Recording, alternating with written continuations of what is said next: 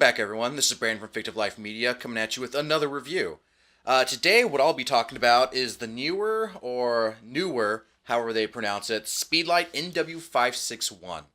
I had got this about almost a year ago, and so I kind of feel like I have a decent enough time with this in my hands to really kind of give you an honest opinion on how well these work. One of the greater things I liked about it was definitely the price. But at the time when I bought it was like $40 for one. And for an external flash to really help me kind of boost my photography game, I was happy with it. I didn't need some top of the line high quality flash that like all the bells and whistles. I don't need it. I'm not a professional photographer. This is something I do for fun, and it's something enjoyable to do to pass the time. So I didn't need that high quality gear. So some people probably complain that it feels really cheap. It's like pretty much everything except the hot shoe is going to be plastic on there.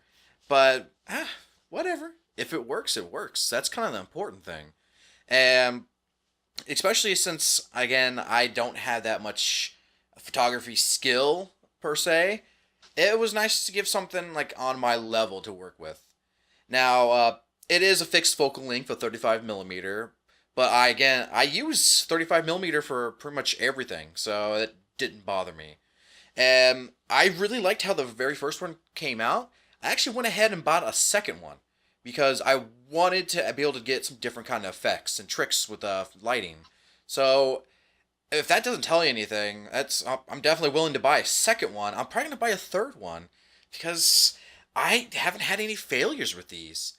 It's nice that it has the ability to make it a slave flash. It's got the sensor up here, but I use triggers, so it doesn't really bother me too much. I don't think there's that much of a delay even if you were to use it that way, but I'm fine with triggers. Another cheap purchase, and didn't have to really worry about too much. I know people tend to have some of your views floating around about these, but I've noticed no one really shows you the pictures you can get with it. Because yes, I know it all depends on the lens and the person, but it's nice to be able to get an idea of what you could get. So I'm going to go ahead and show you guys some photos that I've taken myself with these flashes, so you can kind of get a decent idea of what you can do with these. Because again, just having an idea is a great way to go to figure out where you want to be. Now with this one, I was actually in a parking garage, so I had it set up with a flash on one side and another flash from behind to try to give that nice, bright kind of effect go on with that. So using some gels makes that work better.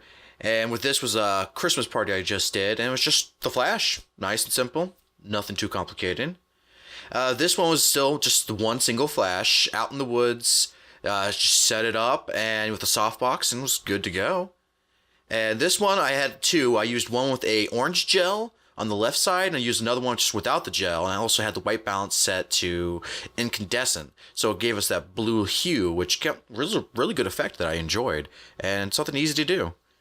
And with this, I had a regular flash of the softbox in the very front, and then I put an orange gel on the back, just right above this cosplayer's hand. And again, everything worked just fine, and it was very easy to set up.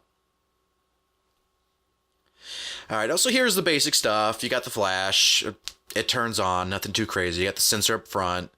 It's, no thrills, works decently. So that you have your on-off button, which also toggled you for your LED light. You can change the different settings for it, so different modes. So I just keep it on the one with the trigger, so I'm fine.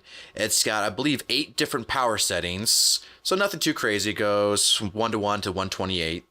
And yeah, it's pretty simple, not too complicated. It does come with this diffuser, which I never really use.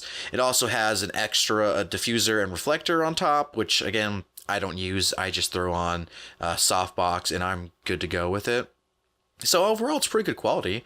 They do also come with this little stand, so you can set it on the ground or on a table if you need to. You just thread it on the hot shoe, lock it down, and you're good to go. So it's not too complicated. And you can just set it down to the side, angle it to whatever degree you want, and yep, good to go. It does come with this little cloth, but really it's cheap, whatever. Well, that's going to wrap up my review. hopefully any of this information helped you guys out and help you decide if you wanted to go ahead and buy one of these.